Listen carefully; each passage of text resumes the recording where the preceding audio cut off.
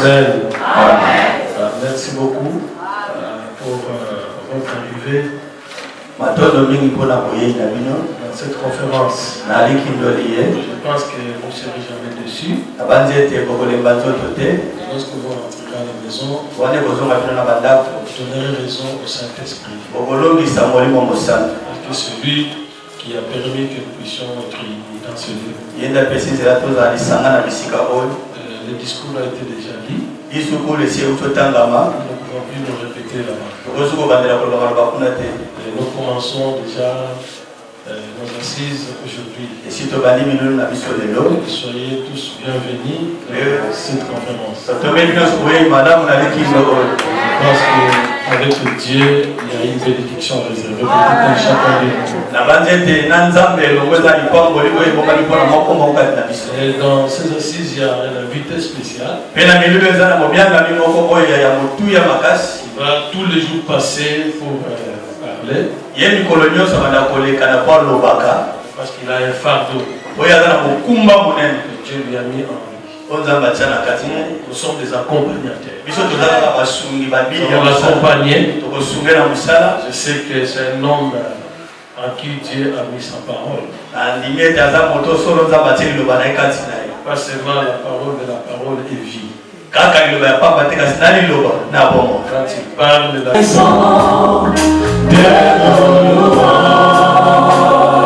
ensemble avec les anges, dans les merveilles de racheter. Oh, je l'ai racheté. Alléluia, alléluia. Oh, vie pour toujours, vie pour toujours. Et que Jésus, le Fils de ton amour. Alléluia. Tu traverses les eaux. Alléluia. Ensemble avec les anges. Ensemble avec les anges. Avec la peine des rachetés.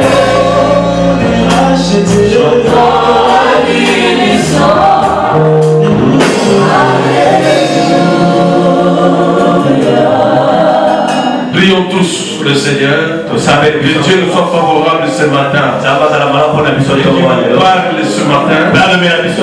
Et que Dieu soit loué dans tout ce qui va se passer dans ce lieu. Lèvons tous Dieu. Te bénissons. Tu es le roi des rois, le lion de la tribu des Juda. Nul n'est comme toi, Seigneur. Notre Père, l'insondable, l'irréductible, c'est toi, Seigneur, de grâce. Nous te bénissons, Père, de gloire pour ce moment que nous voulons t'écouter, Jésus. Parle-nous, Père, de gloire, car nul n'a parlé comme toi. Mais poussé par ton esprit, tous ont parlé de ta part, Seigneur. Merci, mon Père, pour le premier intervenant, mon Dieu, qui veut passer dans ce lieu, qui nous est très cher. Oh Dieu de grâce, sois béni, parce que tu es là. Du début jusqu'à la fin, Père de gloire, nous voulons te louer. Dans le message, que ton nom soit élevé. Dans tout ce qui va se passer, que ton nom soit glorifié. Au nom de Jésus-Christ de Nazareth. Nous savons que là où tu règnes, les ténèbres n'ont pas raison de régner. Tu es là présent et nous sommes en paix pour écouter ta parole. La parole est vie et la santé pour le corps. Sois béni, Seigneur. Au nom de Jésus, nous t'avons ainsi prié. Tous nous disons gloire et louange à toi, Seigneur Jésus. Gloire et louange à toi, Seigneur Jésus. Amen. Amen. Est-ce que tu peux donner des acclamations?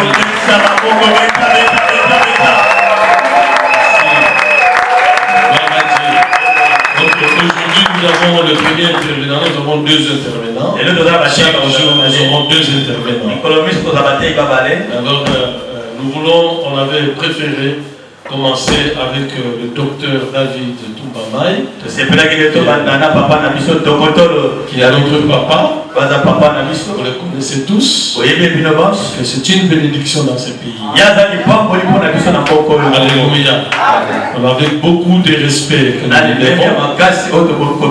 nous l'accueillons avec de bain, de drap, avec les éloges.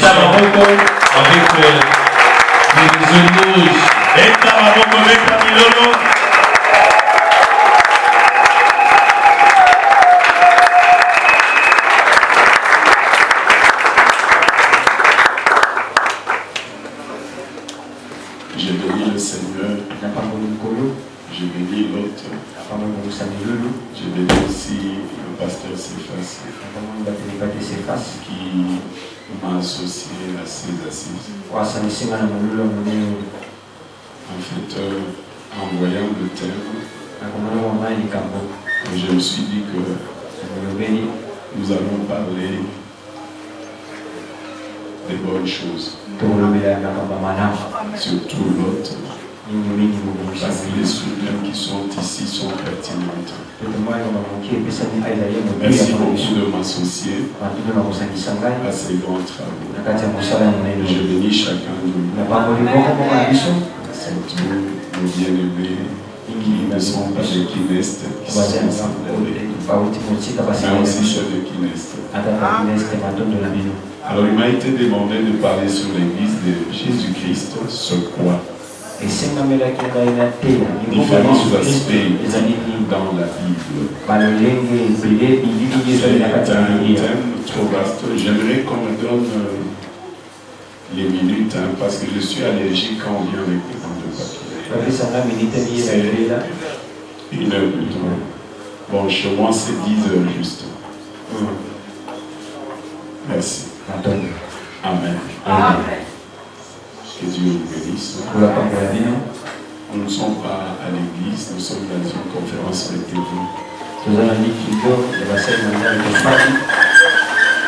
Parler de l'église actuellement est complexe.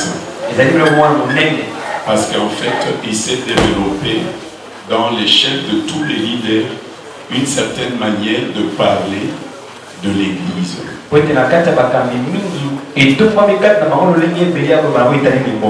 la meilleure manière de parler de l'église, des types de l'église, c'est de se référer à la parole de Dieu. La première chose que j'aimerais dire à tout le monde, il n'y a qu'une église, la véritable église de Jésus.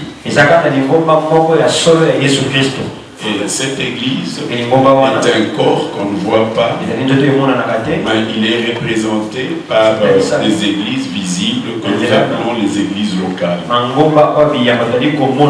C'est ainsi que quand Jésus parlait, je bâtirai mon église,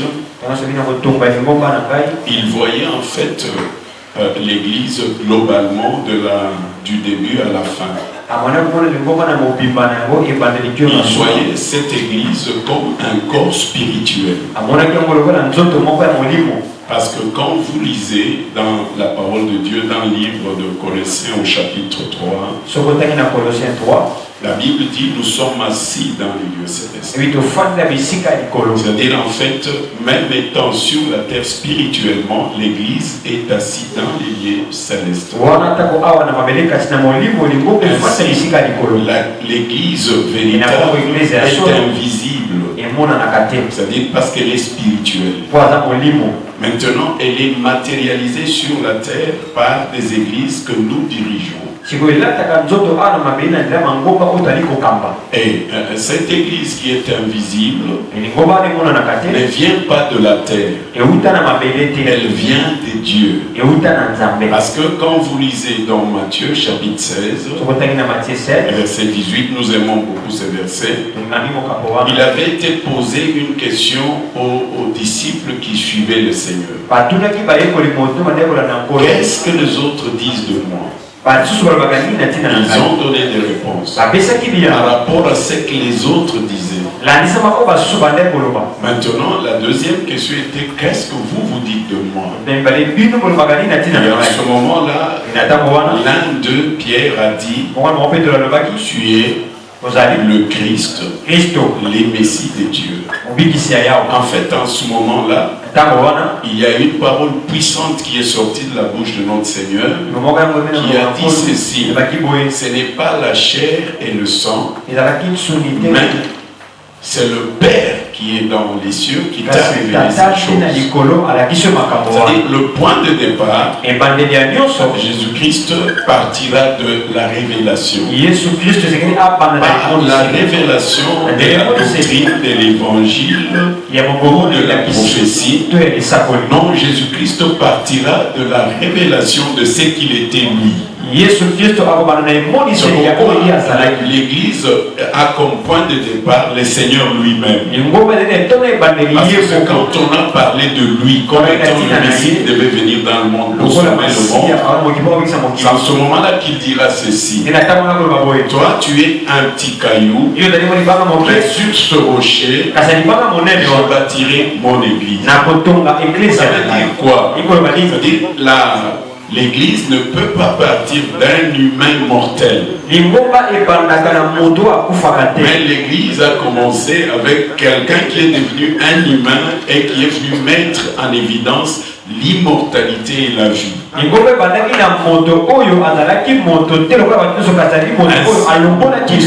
Nous passerons s'il ne vient pas, bien sûr. J'ai l'espoir que parmi nous qui sommes ici, certains vont jusqu'à l'enlèvement. Maintenant, à partir de la révélation de Jésus-Christ, comme le Fils unique venu du Père, le Seigneur a dit sur cette révélation, il ne provient pas de l'intelligence naturelle, qui vient de la révélation, c'est-à-dire qui vient du surnaturel de Dieu. Moi, je bâtirai mon Église. J'aimerais que nous puissions parler très bien des thèmes qui sont utilisés. Il n'a pas dit je bâtirai vos églises. Il a dit je bâtirai mon Église. Parce que le plus grand dilemme aujourd'hui, c'est que nous parlons des églises comme étant nos propriétés à nous. Nous parlons de l'Église comme étant quelque chose qui vient de nous, au lieu de parler de l'Église comme quelque chose de spirituel qui vient de Dieu lui-même. Donc, chacun de nous ici dans la salle n'est qu'un gérant. Et un gérant mortel. Il n'y a que Jésus qui a reçu un sacerdoce qui n'est pas transmissible. Il nous a associés à son travail, sachant que nous sommes mortels à cause de cette chair que nous avons héritée du premier Adam. Chacun de nous va faire sa part, mais seulement Dieu, lui, pour bâtir l'Église, il ne s'appuie pas sur nous, il s'appuie sur Jésus, Christ qui est son Messie. Amen. Alors, le plus grand dilemme aujourd'hui, c'est que je bâtirai mon Église. Les portes de la mort et du séjour de mort ne prévaudront point contre cette Église. Ce n'est pas votre Église, mais l'Église de Jésus. C'est-à-dire, cette Église-là ne vient pas de la pensée des hommes. Elle n'est pas des sentiments des hommes. Elle n'est pas de la volonté des hommes.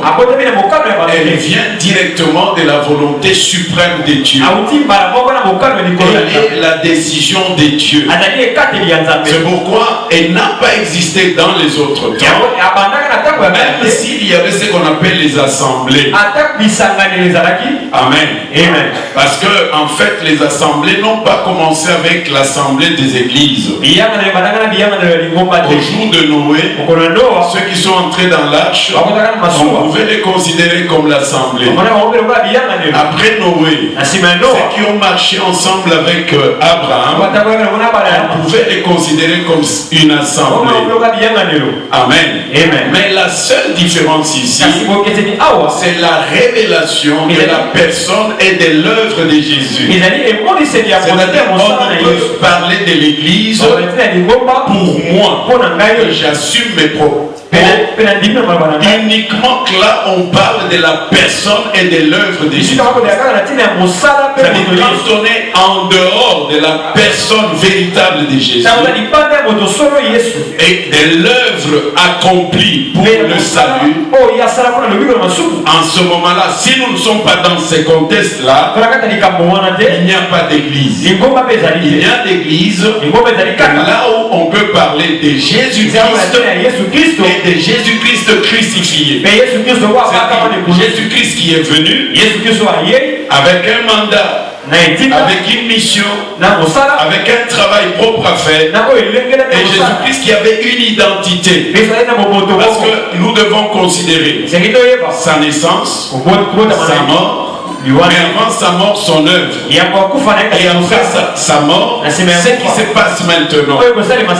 Nous ne pouvons pas parler de l'Église sans qu'on parle de Jésus-Christ, sans qu'on parle de celui qui est né, qui est venu au jour de l'incarnation. Parce qu'on ne peut parler de Jésus-Christ véritablement que si nous croyons qu'il est venu en chair. Amen. Amen. Parce qu'en fait, les antéchrists ne parlent pas de Jésus-Christ venu en chair. Amen. Amen. Alors, en avançant, il était mort, il est ressuscité. Nous ne pouvons pas parler de Jésus-Christ sans que nous parlions de sa mort et de sa résurrection. Parce que c'est au travers sa mort et sa résurrection que la rédemption est devenue accessible. Amen. Amen. Nous ne pouvons pas parler non plus de sa mort et de sa résurrection sans parler de son retour. C'est-à-dire, quand nous parlons de Jésus-Christ, nous devons dire qu'il est venu, qu'il a accompli, qu'il est reparti, qu'il a envoyé le Saint-Esprit et que bientôt il revient. Alors c'est dans ce cadre-là que moi je crois que nous pouvons parler de l'Église de Jésus-Christ. Donc sa personne et ce qu'il a fait et ce qu'il continue à faire. Parce que n'oubliez pas, c'est lui qui crée en nous le vouloir et le faire. C'est lui qui confirme sa parole. Par exemple, aujourd'hui, vous allez voir beaucoup de personnes dire je fais le miracle. Je suis un homme puissant. Je suis ceci et cela. Ce n'est pas mauvais. Mais moi j'ai appris dans ma petite Bible que eux ils prêchaient et le Seigneur confirmait sa parole. Et il posait des actes conformes à la vérité et Dieu confirmait la vérité. Donc, il s'agit de mon église, l'église de Jésus-Christ, où il est la tête, où il est le chef, où tout dépend de lui. C'est-à-dire il est le tenant et l'aboutissant. Oui, on va me dire non, il fallait que tu nous parles d'ecclésia. Sortir, vous connaissez ces choses. Amen. Amen. Je ne vais pas vous répéter ces choses qu'on vous répète, mais seulement si vous voulez voir une véritable église, Jésus-Christ est au centre. Amen. Amen. Maintenant, la deuxième caractéristique de Jésus-Christ, de l'église, elle n'est pas bâtie par un homme. Oui. Parce qu'en fait, Jésus-Christ dit je bâtirai. Il ne dit pas que toi tu bâtiras. Jésus-Christ dit je bâtirai mon église. C'est-à-dire celui qui bâtit dans chacun de nous, c'est le Seigneur lui-même. C'est pourquoi il y a une phrase que nous aimons dire souvent, celui qui crée en nous le vouloir et le faire. C'est-à-dire s'il arrête ces deux choses, nous ne pouvons rien faire. Amen. C'est pourquoi sans lui, nous ne pouvons rien faire. C'est comme les sarments et les cèpes. Si le sarment n'est pas attaché au cèpe, c'est fini. C'est-à-dire pour produire, il faut être attaché à lui. C'est-à-dire attaché à sa parole, attaché à sa personne, attaché à sa doctrine. Donc prêcher son évangile comme il faut. Parce qu'en fait, beaucoup de gens croient que c'est eux qui travaillaient. Non, si c'était eux, Jésus-Christ n'aurait pas dit ceci. Je vous enverrai le Saint-Esprit. Il vous donnera la puissance pour que vous travaillez pour moi. Amen.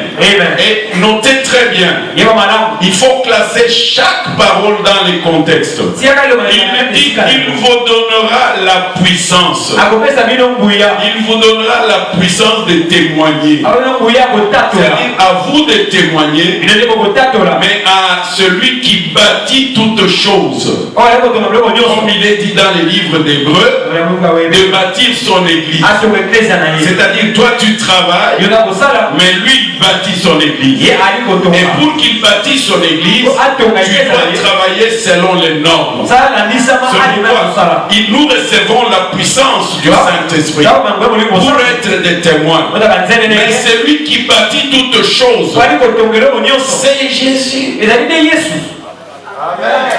Amen. C'est Jésus. C'est pourquoi quand c'est toi qui bâtis l'église, elle va disparaître. Elle sera faible. Elle sera flottante. Elle ne sera pas stable.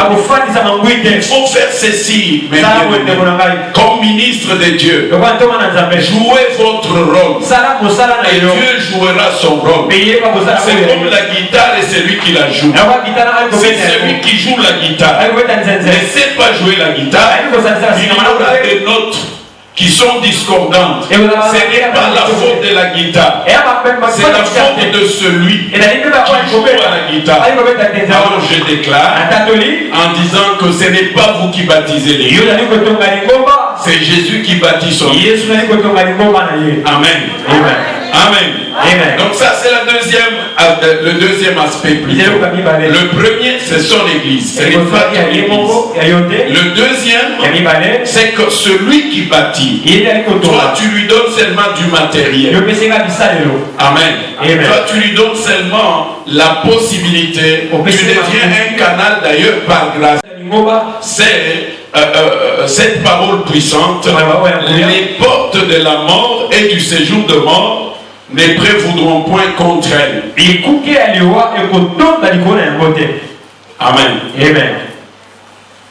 Alors vous savez vous tous qu'il y a nous disons ces choses parfois sans beaucoup étudier,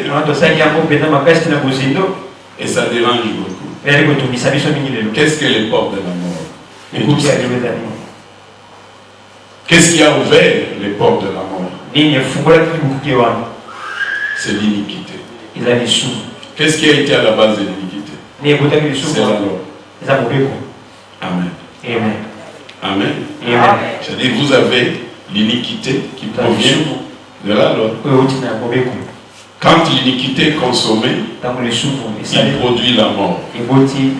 Amen. C'est-à-dire avant la mort, il y a la loi et l'iniquité. Si l'iniquité est consommée, les portes de la mort s'engouffrent. Amen.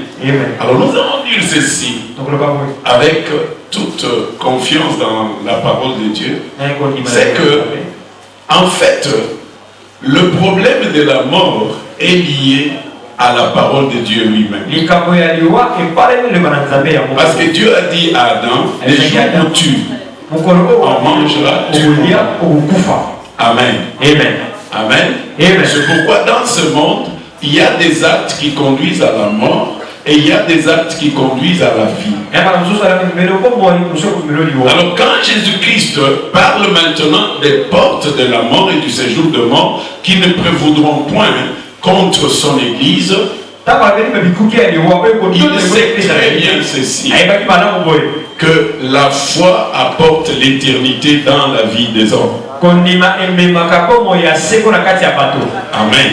C'est-à-dire tous ceux qui seront dans l'église, ils vivront éternellement. Parce que la loi et le péché n'auront pas de pouvoir sur eux.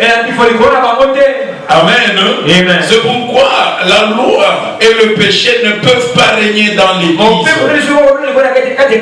ça c'est la troisième vérité. Elle est tellement puissante. La Bible déclare, ceux qui l'ont reçu, ceux qui ont cru en lui, ils ont reçu un pouvoir de devenir enfants de Dieu.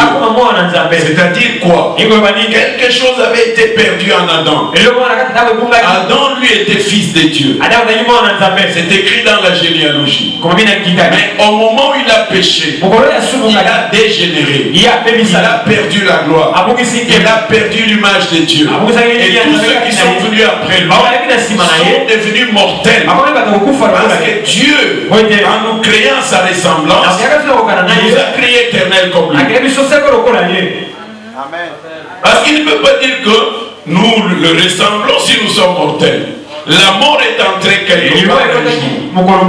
Amen. Amen. C'est pourquoi dans l'église maintenant, nous ne pouvons pas faire la promotion de la mort. Nous ne pouvons pas avoir une église où il y a la promotion de la mort. Parce qu'en fait, Dieu a déjà dit que les portes ont été ouvertes pour que la mort rentre. Ne prévoudront point. Amen. Et souvent, quand nous étions de l'autre côté, on parlait des péchés originels. Amen.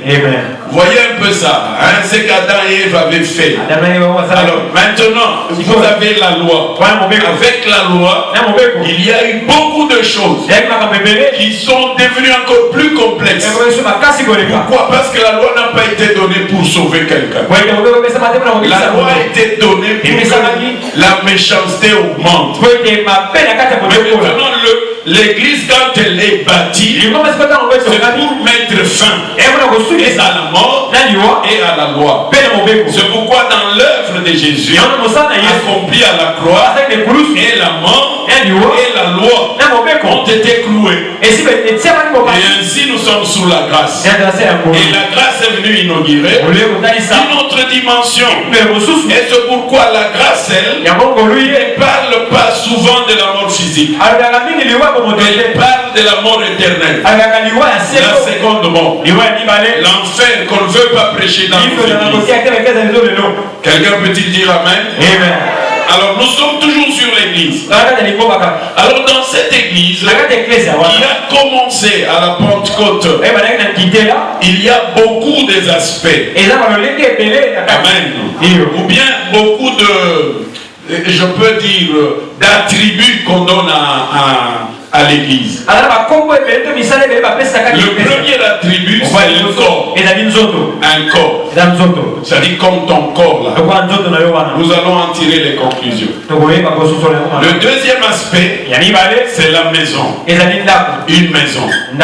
Le troisième aspect, et là, c'est le temple. Le temple de Dieu. Amen. Amen. Amen. Alors, quand vous prenez ces aspects-là, corps, maison, temple, vous allez voir qu'il y a un aspect qui est donné.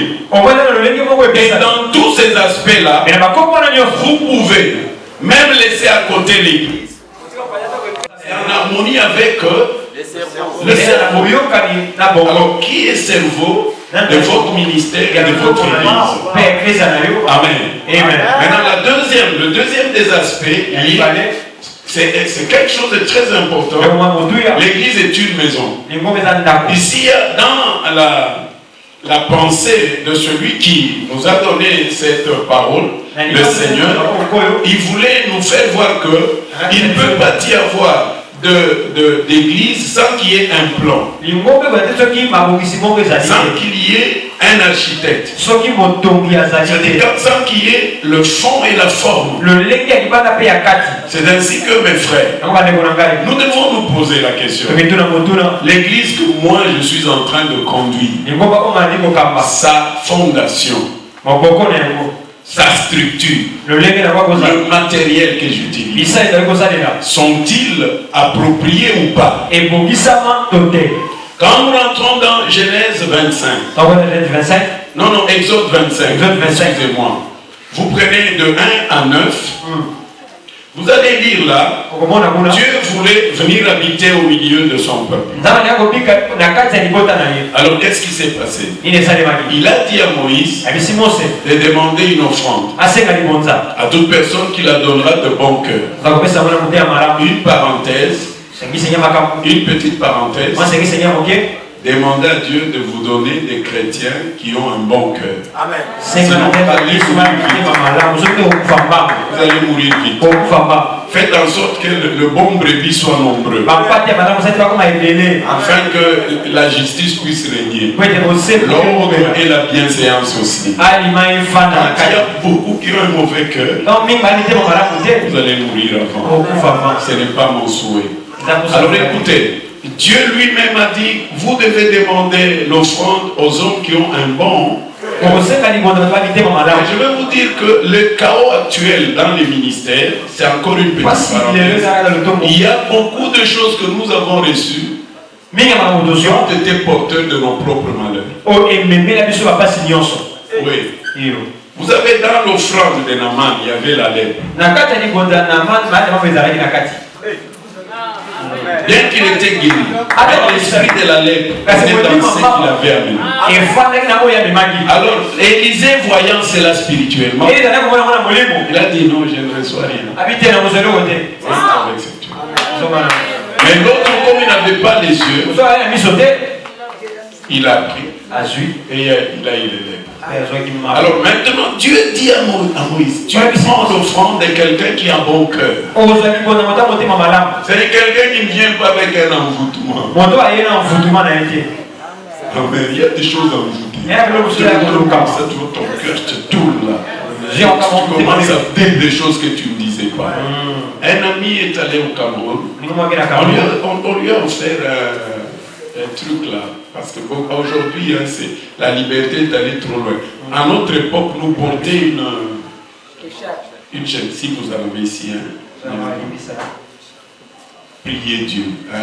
Nous, à notre époque, même moi, porter, c'était difficile. C'était impossible. Oui. Je ne sais pas comment ça a changé. Nous commençons à boire. J'ai reçu la femme d'un pasteur qui m'a dit, elle prend du vin à gogo. Est-ce que je suis contre le vin? Je ne suis pas. Est-ce que je prêche contre le vin? Non, je suis en train de parler des l'église. Alors, l'église est une maison. Une maison doit être... Chaque maison est construite selon le modèle.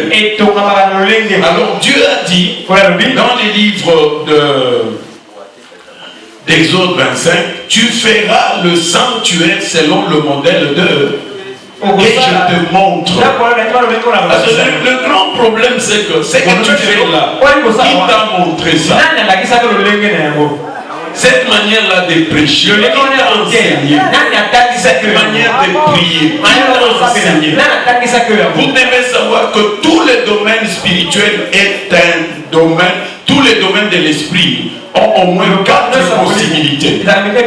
L'enseignement, la correction, l'instruction et la conviction. C'est-à-dire, on ne devient pas prédicateur du jour au lendemain. On doit apprendre auprès de quelqu'un comment bien parler, comment parler exactement. Alors, une maison doit avoir un modèle. Une maison doit avoir un plan. C'est-à-dire que Dieu ne fait rien pour rien. Dieu fait toutes choses pour un but. C'est pourquoi dans nos églises, nous avons beaucoup de problèmes aujourd'hui. Quand il s'agit de la maison, regardez l'organisation qu'il y a. Regardez par exemple la manière que nous avons commencé nos églises. Et cela est aussi la raison pour laquelle nos églises locales aujourd'hui sont pleines de problèmes. Amen. Amen. Amen. Par exemple, vous allez vous fâcher, mais j'aimerais que vous vous fâchiez. Vous savez que j'ai vu des gens organiser des semaines entières, des témoignages d'anciens sorciers.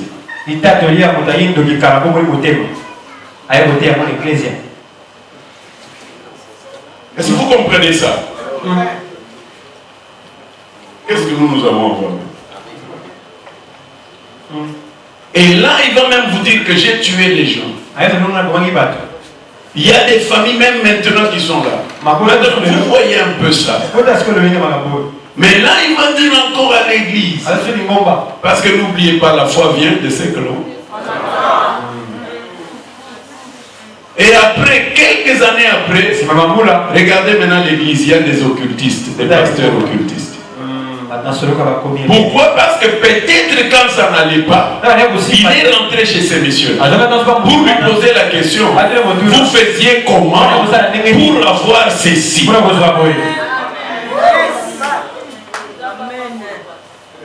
C'est pourquoi Jésus a parlé très peu de Satan. Vérifiez dans vos livres. Très peu de Satan. Il a plus parlé de son Père. Il a plus parlé du royaume des cieux. Il a plus parlé de ce qui est supérieur que de ce qui est inférieur. Un démon, un sorcier, il vient d'un monde inférieur. Moi j'ai besoin que quelqu'un me parle du trône. Quelqu'un qui entre dans la présence de Dieu, qui revient, qui dit voilà comment le trône de Dieu est organisé. Voilà comment Dieu n'exauce pas les prières. Voilà comment est-ce que Dieu vous donne la possibilité de gagner les âmes. Amen. Amen. Alors vous voyez, l'église est une maison. Et une maison a un architecte. Amen. Même quand Paul parle, il a posé les fondements comme un sage architecte. N'oubliez pas le mot sage. Le mot sage veut dire quelqu'un qui a étudié, qui a compris, qui a eu l'expérience et qui peut dire que ça s'est fait comme ça. Amen. Amen. Mais Jésus, c'est le constructeur de toutes choses. Lui-même, il est la parole incarné. Lui-même a accompli toute la parole. Et lui-même, parce que l'église, en fait, c'est un mystère caché. Je n'ai pas encore abordé cet aspect-là. C'est un mystère caché. En fait, il n'a pas été révélé dans les autres âges, comme il est maintenant révélé. Or, dans les domaines des choses cachées, il n'y a que Dieu qui est champion. Il peut nous dire ce qui est caché. Il peut nous montrer le véritable modèle. Amen. Amen. Amen. C'est une maison. Ça doit avoir un plan. Ça doit avoir une forme. Ça doit avoir du matériel. Amen. J'ai aimé, on était chez Papa Tamboué. Amen. Et quand j'ai relis ce verset, quelqu'un bâtit avec l'or, avec tout ça, j'ai compris que cet enseignement peut aller très loin. Amen. Amen. Amen. Amen. Alors je vous supplie mes frères, même si est-ce que dans l'église on fait rentrer tout le monde? On cherche tout le monde. Écoutez, tu peux chercher tout le monde. Tu peux prêcher pour que tout le monde croit. Mais j'ai appris une chose. Seuls ceux qui sont destinés, c'est ceux qui croient. Et ça, c'est le domaine de Dieu. C'est pourquoi la maison de Dieu, on l'a fait selon le modèle. Et comme les tabernacles a été fait selon le modèle, on avait 3 parties, le parvis, le lieu saint, le lieu très saint. Il y avait des éléments pour l'extérieur, il y avait des éléments pour les lieux saints, des éléments pour le lieu très saint. Amen. Et ça, c'était disposé de telle sorte que Dieu vienne. Amen. Amen. C'est pourquoi ne faites pas les choses pour éloigner de Dieu. La plupart d'entre nous, nous faisons des choses qui éloignent Dieu. Or, en fait, nous devons faire des choses qui rapprochent Dieu. Quand Moïse, au chapitre 40, a examiné, il a vu que ce qu'on lui avait montré était conforme, il a béni, et Dieu est descendu. Je bénis quelqu'un qui travaille selon le modèle. Quel que soit ce que toi tu vois là, peut-être tu n'es pas riche, peut-être tu n'as pas beaucoup de membres, mais si tu le fais selon le modèle, je t'assure que Dieu est avec toi. Tôt ou tard, tu verras la gloire de Dieu se manifester dans ce que tu fais. Amen. Amen. Parce qu'aujourd'hui, les gens croient que est église, les méga church, la meilleure des styles de Dieu, crois au Seigneur, tu seras sauvé, toi et le monde entier. Tu seras sauvé, toi et ta. Il y avait des églises de maison, oui ou non? L'église qui est dans la maison de tel, l'église qui est dans la maison de tel. Et nous avons perdu cela. Alors, l'église est une maison. Elle est construite pour un but. Amen. Amen. La troisième des dimensions, c'est le temple. Je vais juste en parler un peu avec le tabernacle. C'est-à-dire, en fait, le temple, c'est un lieu des divins. C'est-à-dire, quand on parle de temple, dans les nations, dans les civilisations et les cultures, les temples étaient dédiés aux dieux. C'était des habitations des dieux. Mais sauf que ces dieux-là avaient des yeux et ne voyaient pas, avaient des bouches et ne parlaient pas, ils avaient des oreilles et n'entendaient pas. Mais ici on parle du temple du Dieu vivant. C'est lui qui est capable de parler, c'est lui qui est capable de marcher avec son peuple. Amen. Alors comme un temple, c'est une habitation où Dieu doit se manifester en trois dimensions. Les opérations, les manifestations et le ministère. Amen. C'est pourquoi il faut faire très attention. Ne forcez pas les choses. Si vous êtes dans le vrai, Dieu va se manifester. Dieu va opérer. Dieu va servir. Amen. C'est pourquoi le temple, en fait, c'était un lieu où l'homme rencontrait Dieu pour l'adorer ou pour recevoir quelques services comme la guérison, comme la justice. Conférez-vous à la prière de Salomon. Il dit quand ils viendront en Seigneur et qu'ils auront un péché, pardon, quand ils viendront en Seigneur et qu'ils pourront être vaincus quelque part, redonne-leur la victoire. S'ils viennent ici et que quelqu'un est souffrant, tu lui donneras la guérison. En fait, ici, le temple, c'est l'habitation de Dieu. Un lieu où on vient rencontrer Dieu. Amen. Et moi, j'ai vu quelque part, dans nos temples locaux, au moment des élections, on est en plein culte de dimanche. On interrompt les prédicateurs. On dit nous avons un grand invité ici. Les députés X et Y. Il va nous parler pendant quelques minutes. Vous n'avez pas de salle de cérémonie? Appelez-les un autre jour. Pas en plein culte. Parce que dans les cultes, il n'y a que Dieu. Il n'y a que sa parole. Il est élevé. Il n'y a que son œuvre qui est sanctifiée. C'est un lieu où on sanctifie, où on proclame le règne de Dieu. Amen. Donc comme temple, c'est un lieu de mystique. Oui. C'est un lieu extraordinaire. Où le mystère de Dieu c'est partagé. Où le mystique de Dieu se donne aux hommes. J'ai parlé à quelqu'un. On t'impose les mains. La maladie part.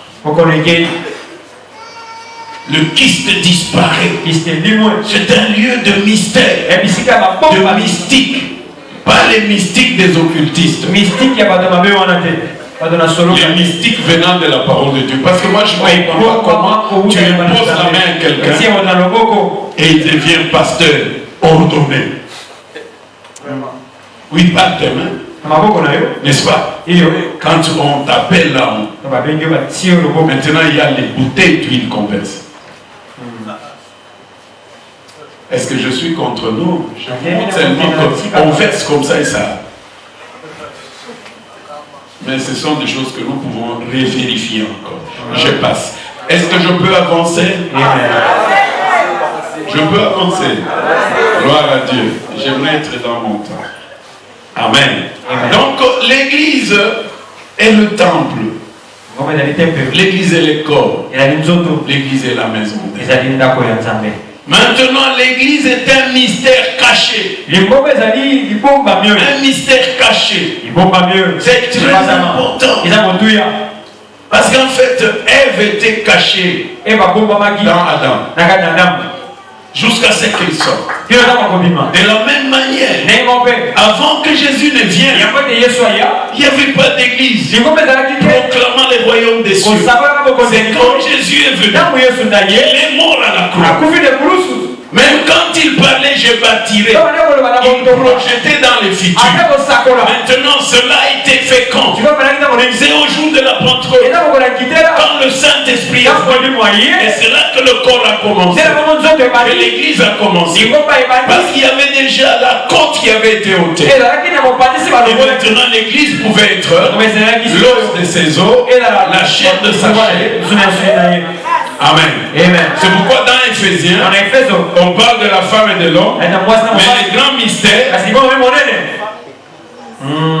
c'est Christ et l'Église. Amen. Ainsi, mes frères, nous devons faire très attention. Très attention. Parce qu'en fait, il y a un grand problème. L'église mystère, il n'y a que Dieu qui peut nous donner les contours, la longueur, la largeur, la hauteur, la profondeur. Il n'y a que Dieu qui peut nous dire ce que nous devons faire. Parce que nous ne sommes pas les débuts de l'église.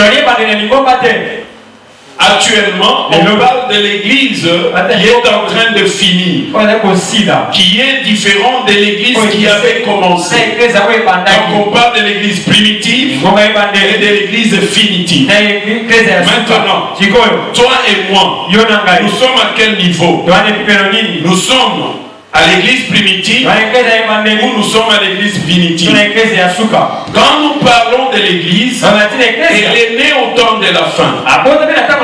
Maintenant, l'église elle-même, comme quelque chose qui a débuté quelque part, a un début, il y a une fin. Maintenant, il y a eu un début avec les 12 qui sont les apôtres de l'agneau. Après les apôtres de l'agneau, il y a eu maintenant les apôtres de l'église. Amen. C'est ainsi que dans nos églises, si je peux dire qui sont apôtres ici, ils sont nombreux, mais ils ne sont pas les apôtres de l'agneau. Parce que les apôtres de l'agneau sont 12 moins 1 plus 1. Amen. C'est-à-dire le 1 est parti et il a été remplacé par ceux qui étaient avec physiquement comme ça les seigneurs. Et ils l'ont associé en disant qu'il a aussi marché avec les seigneurs. Alors là c'est les 12 de l'agneau. Ils seront sur 12 trônes et ils jugeront Israël qui a refusé d'écouter les messages du salut. Amen. C'est pourquoi les apôtres de l'agneau ne vont pas travailler à l'extérieur. Ce sont les apôtres de l'église, comme Barnabas, comme Paul.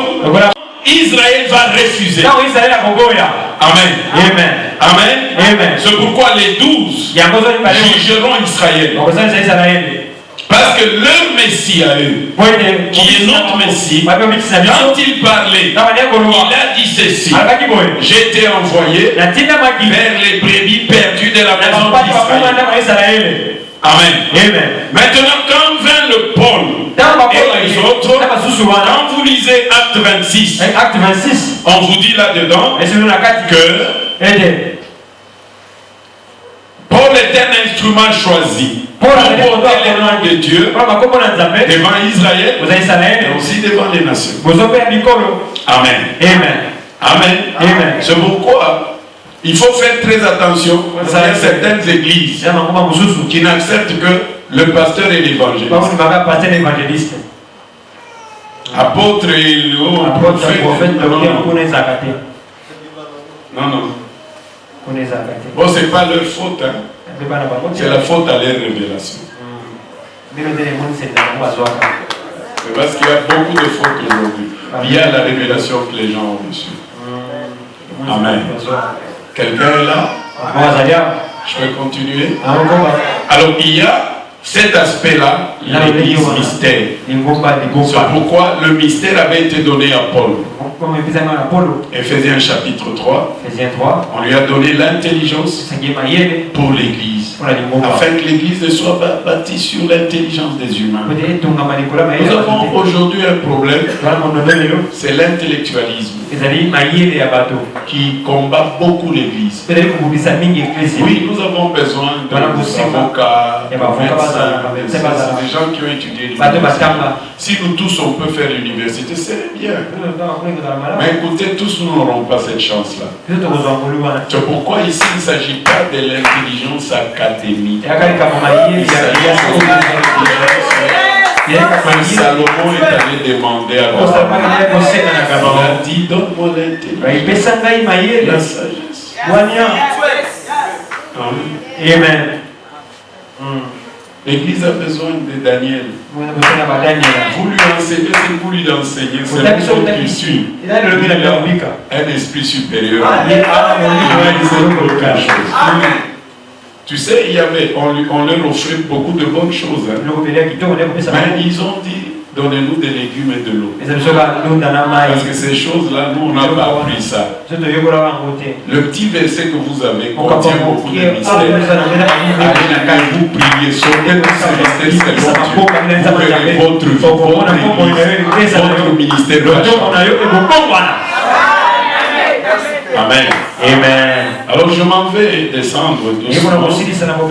Alors quand vous prenez la parole de Dieu, vous allez voir Timothée nous parler maintenant brièvement de l'église locale. Et là, j'aimerais lire ces petits passages. Je vais lire seulement au passage. Dans les conférences, je ne lis plus la Bible, je vous avais déjà dit ça. Lisez vous-même, cherchez vous-même. Il ne faut pas te copier-coller. On parle comme ça, tu écris, tu vas faire des recherches. Mais enfin que tu saches, si je tarde, comment il faut se conduire dans la maison de Dieu, qui est l'église du Dieu vivant, la colonne et l'appui de la vérité.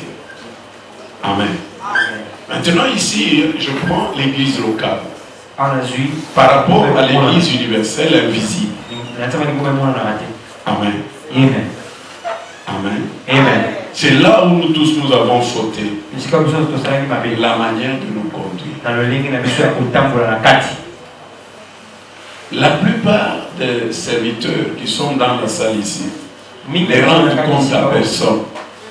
Ne rendent compte à personne. Il commence, il finit. Même quand il avance dans l'erreur. Mais en fait, quand vous lisez dans les psaumes, Dieu parle des maisons. La maison de David, la maison d'Aaron. Amen. Et quand il parle comme ça, ces maisons-là n'existaient pas par eux-mêmes. Ils étaient dans un système familial bien organisé. Amen. Et le grand dilemme aujourd'hui de l'église dans mon pays, l'un des aspects, c'est la gestion de l'église locale. Comment gérer cette église? En fait, l'église locale tourne autour de l'enseignement, des prières, de fractions de pain et de la communion fraternelle dans le visible. Maintenant, mes frères, vous allez voir par exemple, c'est quelque chose que j'ai remarqué sur la vie. Parce que nous voulons être plus contractuels, hein, c'est-à-dire marcher avec ce que nous voyons.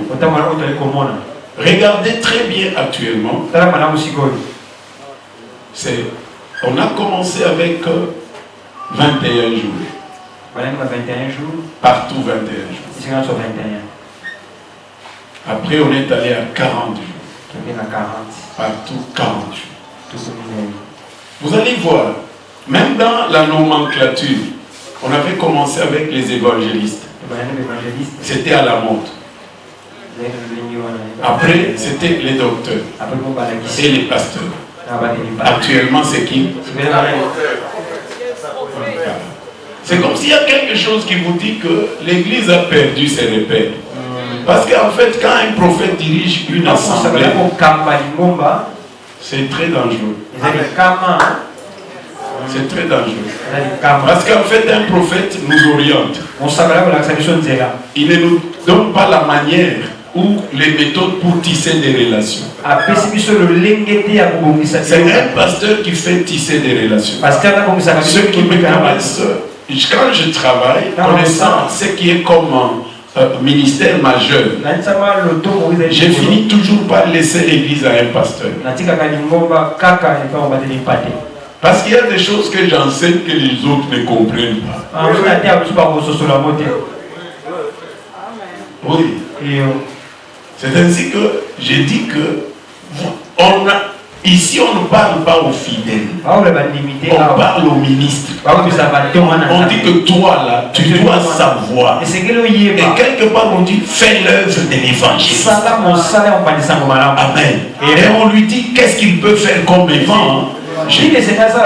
Vous voyez, nous sommes souvent, vous allez voir, allez, tout le monde est docteur. Et puis tout le monde. Maintenant, quelqu'un va se lever et vous dire que est docteur seulement celui qui connaît les Grecs. Mais moi je dis est docteur même celui qui parle, qui ne connaît pas le français, qui parle seulement les Tchoukou. Mais il enseigne. Parce que l'enseignant c'est le petit doigt qui ouvre seulement les clés de la science. Alors prenez par exemple une église où il y a seulement un docteur, comme pasteur. C'est pourquoi mon frère, être un leader ne te donne pas le droit de dire tu ne peux pas utiliser un pasteur. Amen. C'est-à-dire dans nos églises, il y a un problème de distribution de rôles. Alléluia. Les rôles. Il y a la distribution de messages. Amen. Vous voyez à Corinthe, on pose le problème du mariage à qui? À l'apôtre. Pourquoi? Parce qu'il a la fondation. C'est-à-dire, il va nous dire exactement dans la fondation, au commencement, qu'est-ce qui était. C'est ça la fondation, au commencement. C'est comme ça que les choses se passent. Amen. Alors dans l'église locale, nous avons beaucoup de dilemmes. Et le thème qui m'a été donné, trop vaste. Mais ici, je fais ce qu'on appelle l'introduction de l'introduction de l'introduction pour que nous fédérions afin de dire qu'est-ce que l'église. Ce n'est pas ton église, c'est l'église de Jésus. C'est l'entreprise de Jésus. Jésus est seul le PDG. Cette église-là doit marcher selon les règlements d'ordre intérieur impulsés par le PDG. C'est-à-dire lui, il est le créateur de l'église. Et cette église-là doit produire des produits finis, des hommes et des femmes matures dans le Seigneur. Cette entreprise-là ne finira pas. Elle a commencé et n'aura pas de fin. Parce que dans cette église, on y établit la vie éternelle. Et je déclare à quelqu'un, l'église n'aura pas de fin. Parce que quand nous monterons, l'épouse sera différente des autres. Amen. Voilà, je m'arrête là. Parce que nous devons respecter le temps. Amen. Est-ce que je peux prier avec quelqu'un?